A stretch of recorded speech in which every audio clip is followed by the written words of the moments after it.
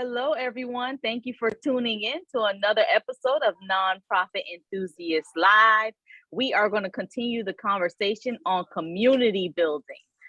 Today, we're going to be talking about the 12 sectors of community change and why it's important for your organization to know these sectors and work and involve these sectors in what you do on a day-to-day basis. But before I get started, if you are catching us on replay, go ahead and give us a hashtag replay in the chat box.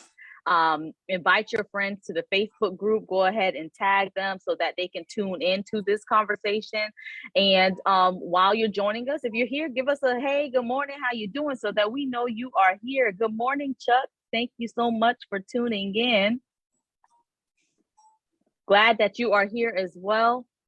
And special thank you to Prosper and Partners, a global personnel and organizational consulting firm that seeks to develop innovative solutions to complex problems, for sponsoring this month's Nonprofit Enthusiast Live. Definitely learn more and check out their Facebook page. We'll be sharing that information in the chat box. So Joe, thank you so much for joining us once again to talk about the 12 sectors of community change.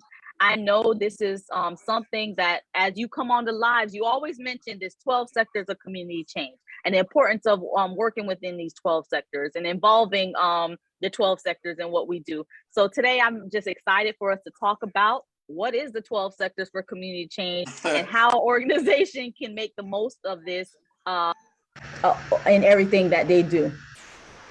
Okay, I feel like my sound go out.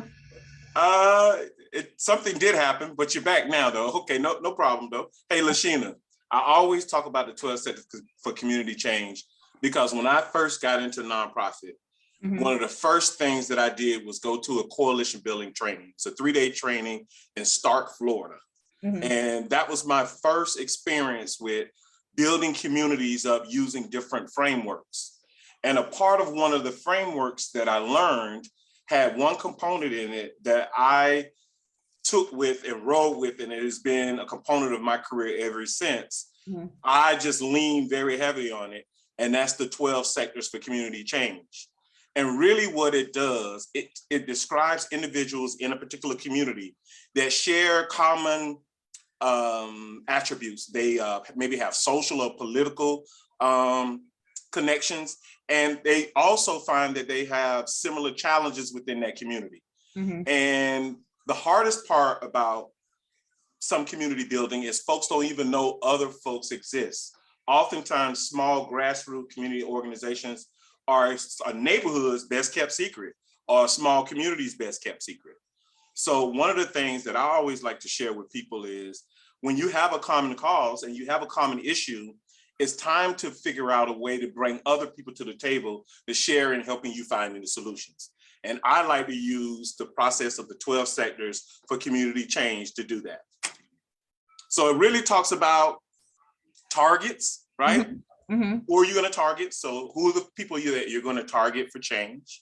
And it also talks about the agents of change, right? So who are those folks that you think that can make the most impact in your community?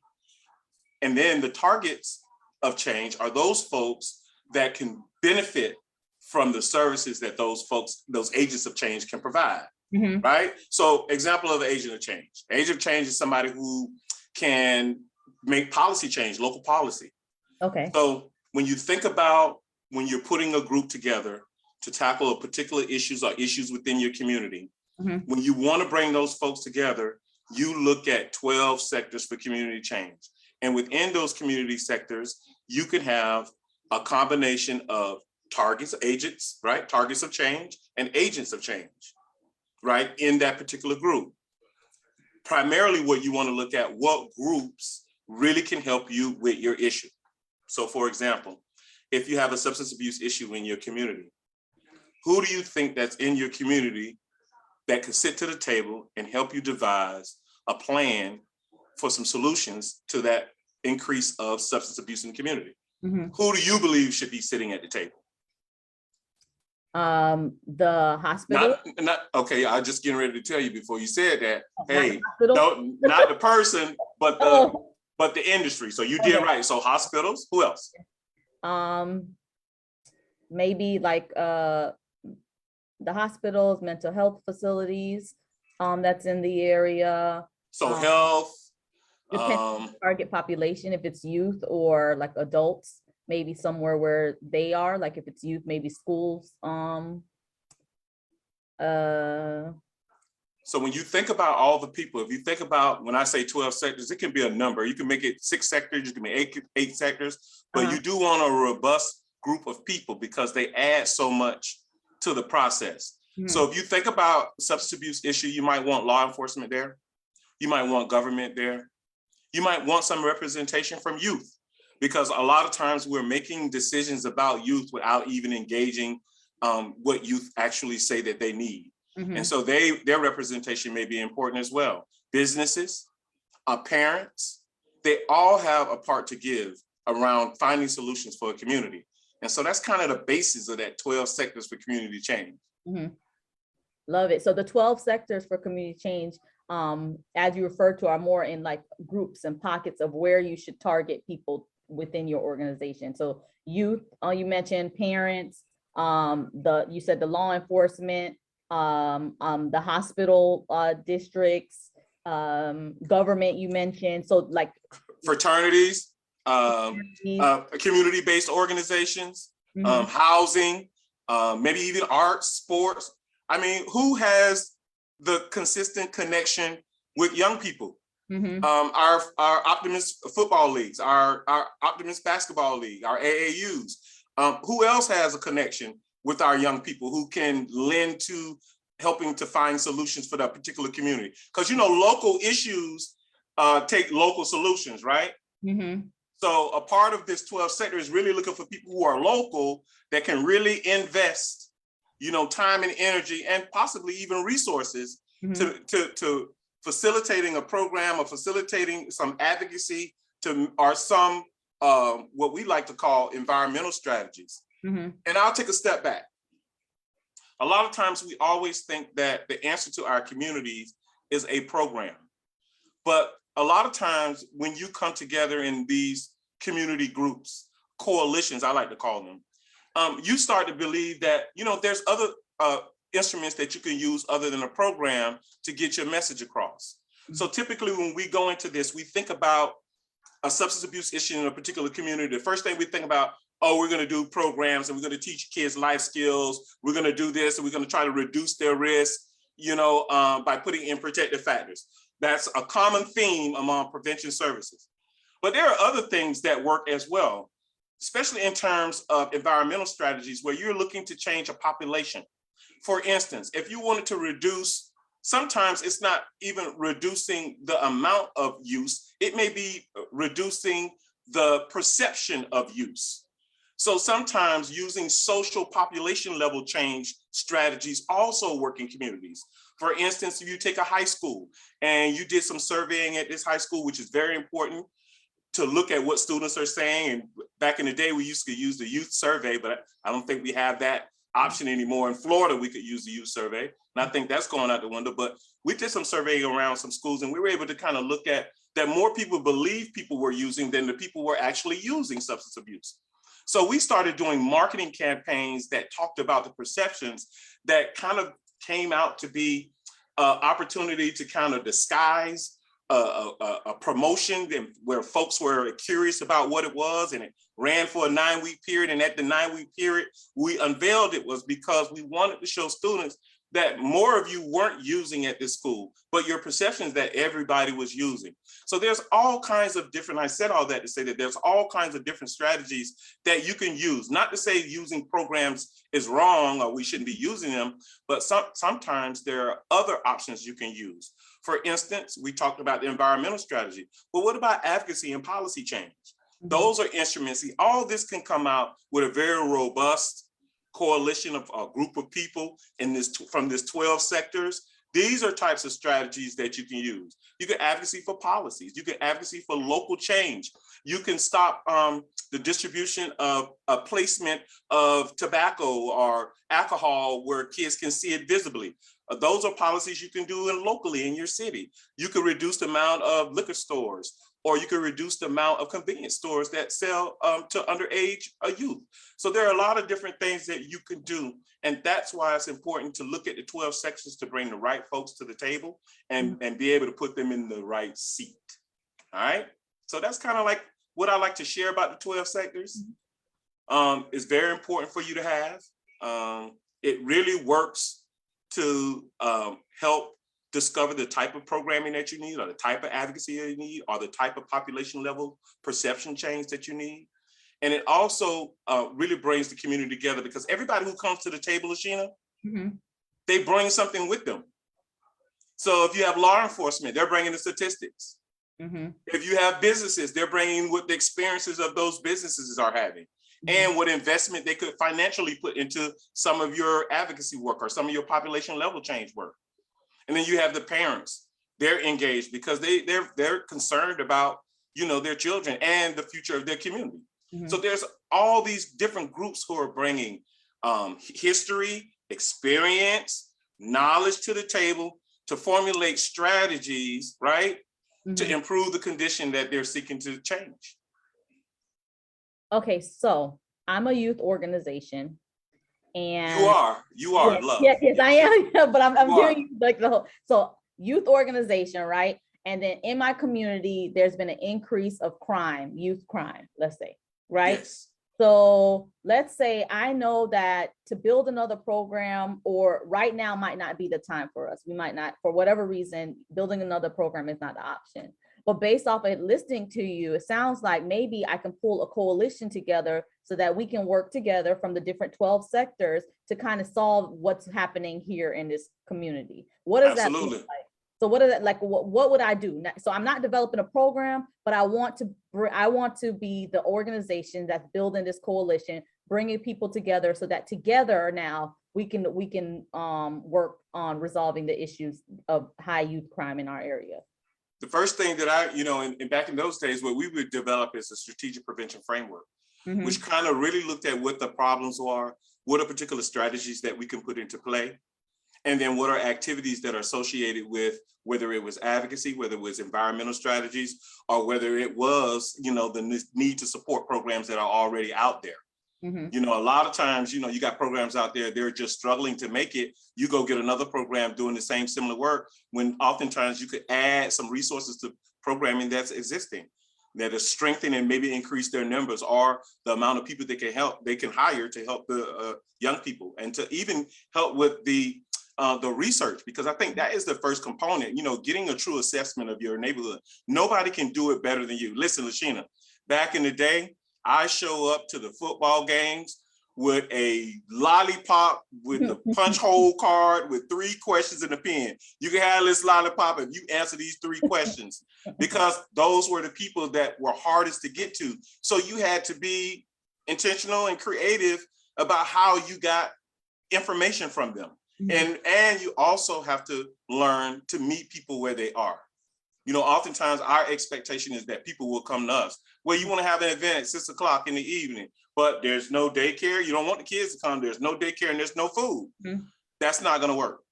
So that's why you have a coalition of folks, because if you have parents to the table, they're going to tell you that, hey, we can't have an event at 6 o'clock because there's, you know, that's our dinner time. So that's why you want to have this diverse group of people, although they have like interests and maybe even like religion. Or even like cultural backgrounds, but still they all bring some sort of nuance to the table that adds value to the work that you want to do. So for that small youth coalition that's striving, that is one of the first thing I do, was look at the problem, look at what strategies this coalition could actually do, and then work towards that in a very intentional way. And I think when you work together in a group like the 12 sectors, everybody has the buy-in now, because they were a part of what the steps were going to be towards a solution. And not only do they have the buy-in, they're able to carry the message, right, throughout their sphere of influence. And so I've seen that happen. I put together 3 community coalitions. So I know that this is possible. They do work. And it's very important that small communities have one to deal with the challenges, and also to kind of maintain a community that most of us deserve. So way before the coalition even starts to get to work, what should me as an organization be doing? Is this like, let's say and I'm just like, is it a matter of, hey, I'm gonna host an event or a training or a meeting or a coalition meeting? It's hey, determine who you need to be at the table, right? Okay. That's number one. Okay. And then number two, I think it's important for you to be able to, even in a letter form or some type of promotion form, to state your purpose. If you don't do anything, I'm not talking about mission, vision, core values, or any of those things. Well, you can get to that, you know, especially if you come to Nonprofit Enthusiasts, right? We'll help you get to that. But really, to really target in on your purpose, your why. Why are you doing this? Because I think if people hear why you're doing it, they'll understand better why they need to be involved too. Because oftentimes your why may not be exactly the same, but it could be a similar why for others, especially folks who are living in your community and who wants the best for that community. Love it. So I think that's the first part, and to invite folks out to a planning session to talk about developing a coalition and lead it from there. Listen, I like to use, when you think about community, I like for folks to think about common unity. Common unity. That's all community is. We have a common unity. We have a common cause, a common plight to make a change in our community. And people can come together around that, especially when you're intentional. You're looking at who's supposed to be at the table, what seat they're supposed to be sitting in, and you're working towards a plan that gets you where you want to go in terms of success. I love that. And I love the fact that you said, so it's like, you don't need to know it all. As the organization, I don't need to know it all. I can pull a committee together and say, hey, this is the issue that we see in our community. And as a community, the whole goal of this, or the purpose, the why, is for us to come together to combat this issue. So pulling some key people together and saying, hey, how can we do this? And now building out a coalition. They're bringing their friends to the party, and now we're all getting together on whatever basis to kind of come up with, okay, this is a solution. Who do we need to talk to? Who needs to hear this, to go ahead and start making that community change, while also building that community. This month's topic, like building a whole nother, network of people that we're working with to advocate on our behalf of our organization. It's one of the most intense fundraising that you can get in the nonprofit industry. Because you're bringing people in together on a grassroots level, and everybody sitting at the table may not be a grassroots organization. You may have some human services organizations there that are not, hospital districts, are not necessarily grassroots, but they're in grassroots communities. And they are taking on challenges that are coming in from those particular communities. So oftentimes they are not hesitant to join in. What they like to see is organization. They like to see that you're going to come up with a plan because they want to support it. And plus, common unity and collaboration are key in community building, right? But I will say that's the beginning of the alphabet. All the way down to the end, there's this word that in order for you to even get to that space, you must consider, and that's vulnerability. Joining groups like that means you have to be vulnerable, because it is a very intense collaboration that talks about sharing not only information, but resources. So let's say, for instance, that small organization, youth organization comes in, join this board, and a part of their strategy is to develop a program. And then one of the folks at the table just happens to be a funder. They got their program together. The funders say, well, here's your money. And then guess what? What happens when there's 2 or 3 of those small youth organizations at the table, but there's only money for one, and the strategy came out of the table?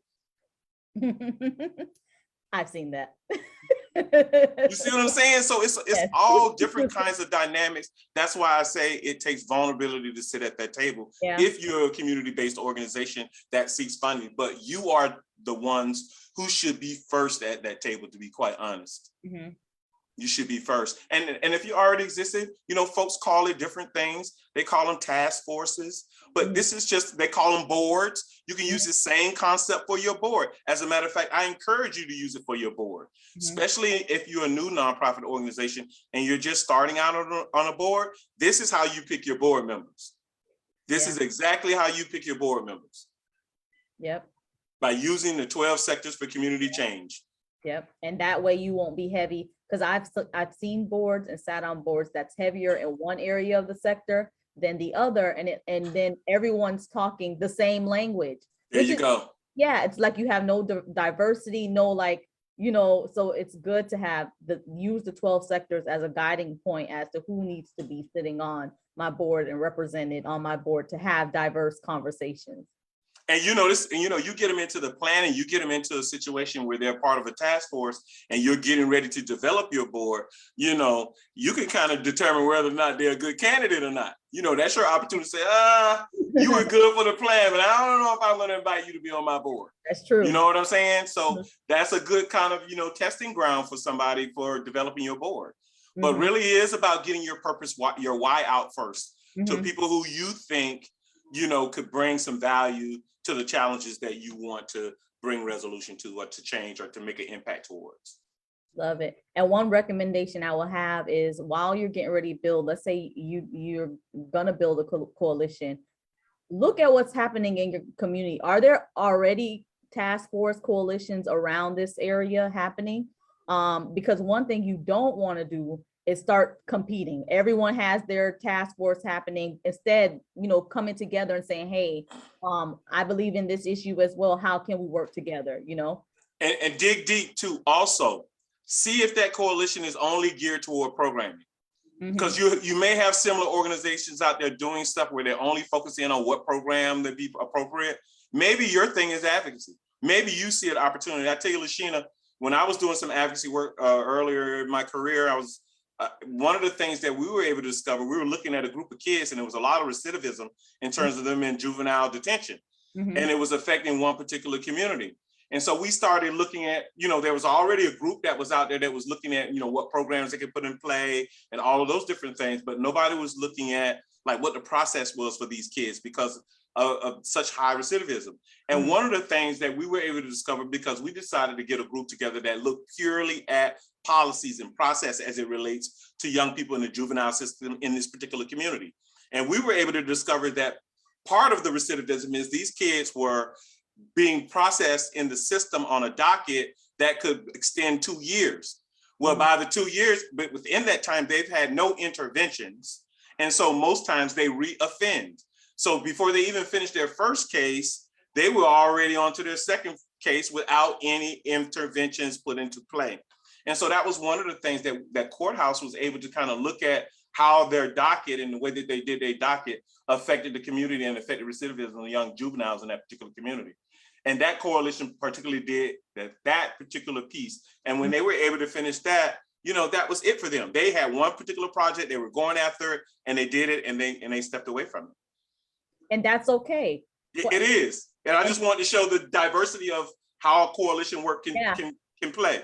And the fact that you said they kind of stepped away too, because oftentimes we see that as well. These task force pop and they leave, and then for the community, it feels like, well, what's happening? It's not, but once they achieve their goal, that's it. That's it. And that was their goal. And they were very upfront and intentional about what they were looking at, and they were able to fix it. The problem was significant around the way the courthouse was doing their dockets. The courthouse put a system into play that changed that. Now, the thing would have been to continue to monitor it, but it wasn't a need for them to move any forward further past that.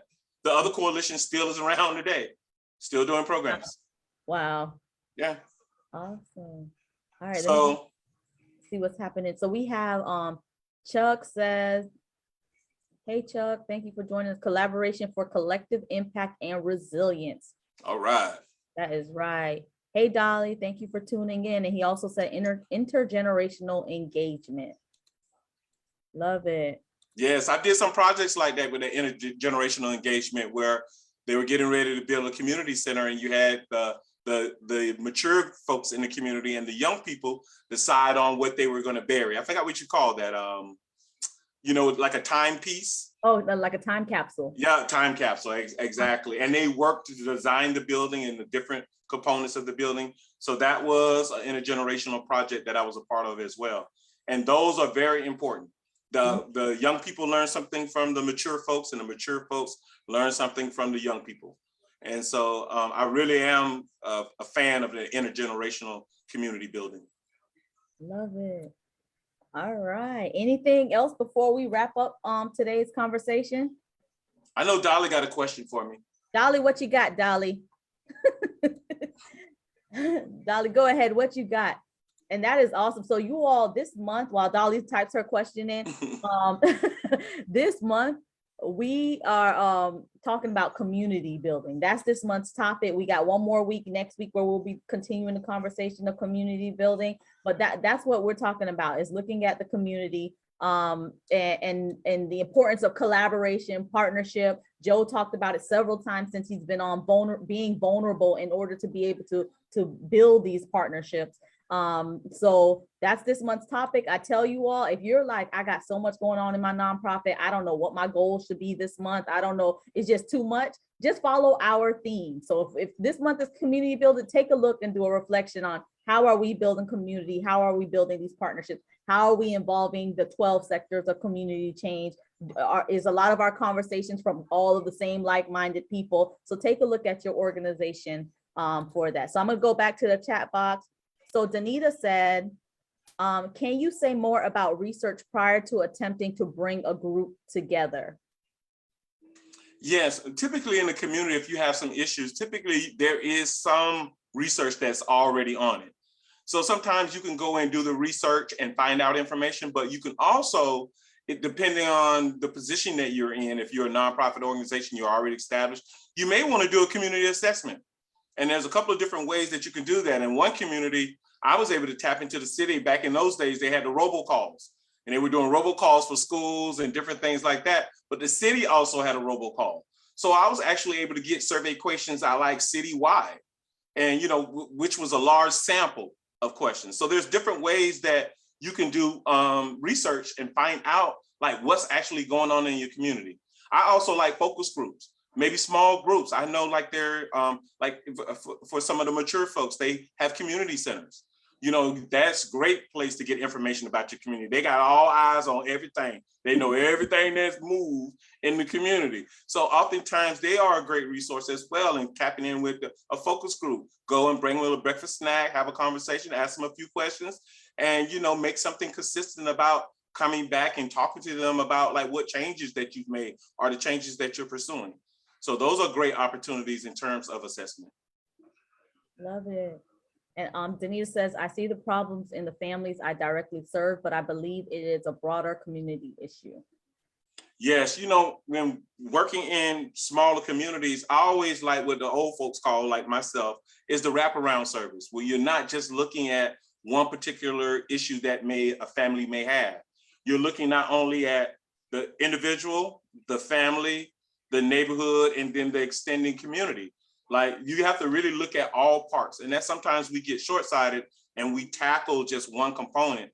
But I always say, if you gotta really fix the whole in order to really, and that takes a lot more and that's why it's so important to have community coalitions or a community task force that have such diverse folks sitting at the table, because there are so many issues, and the issues for one individual could extend all the way out to the school, to the community. So we really do have to look at it in a very holistic approach. Mm-hmm. I think y'all call it something else new now, newfangled words, but back in the day, we called it wraparound services. Yep, love it.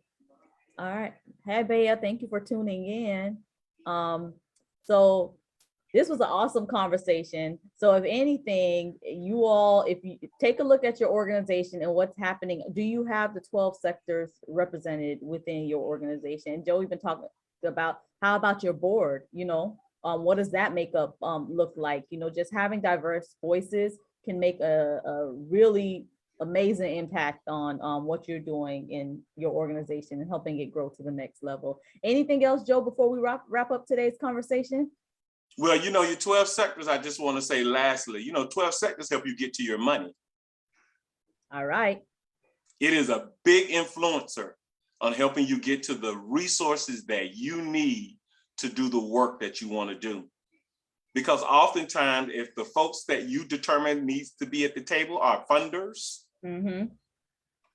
That's a good reason. Or folks that are sitting at your table have a typical sphere of influence, because that's why you're inviting them there. You're not inviting them because they got a nice tie or a nice hat. You're inviting them there because you're really taking a look at like what value they bring to the table.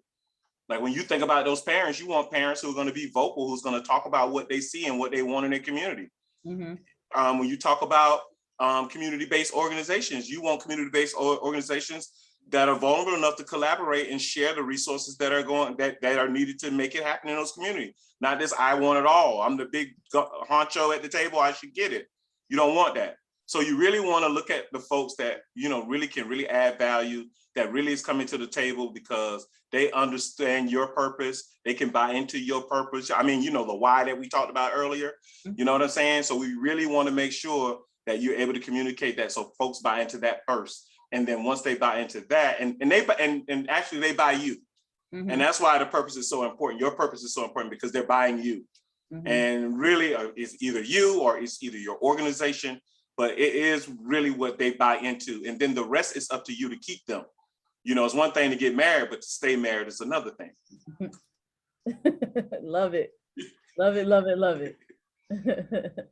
All right, so awesome. Thank you all so much for tuning in. So I'm gonna ask you all to do a big favor tuning in. So, you know, I believe we're at like 650 individuals in the group. And, you know, of course, speaking of community building, the more of us that's here and the more conversations, the more different perspectives, the more experiences that we have within the group, the better we are all individually. So take a moment and go up to the right-hand side of your screen, click on invite and invite at least, let's say 10 people to this group so that they can join in and not miss out on this information as we go from week to week on these Nonprofit Enthusiast Lives. So next week, Joe, thank you so much for joining us today. Yeah, Lashina, and don't forget to tell them that we're still offering consults. So we are, yes. Go to our website, nonprofitenthusiast.com, schedule a consult. I'm gonna tell you, your consult is either gonna be with Joe or myself. So we are here to help you, whether you choose to go with, work with us further or not. That call right there, I'm telling you, is absolutely amazing. And I know Joe and his call. You might get just a little bit over 15 minutes, but yeah. I just said just a little bit. Yes, if you're a 15-minute call, Joe's gonna solve your whole problem. And we all, we're here to help. We're truly here to help you grow your organization. Go to our website, nonprofitenthusiast.com. When you click on the service section, you can go ahead and schedule a consult, and we'll also drop that into the chat box as well. Let's talk, even if you feel like you're not ready yet, just call us. Let's talk to us. We love to have. It's free. It's free. Yeah, just go ahead and schedule that call so that way we can talk about your specific need of your organization. And if you can't do it now, but at least you know the resources there. Right. Yep.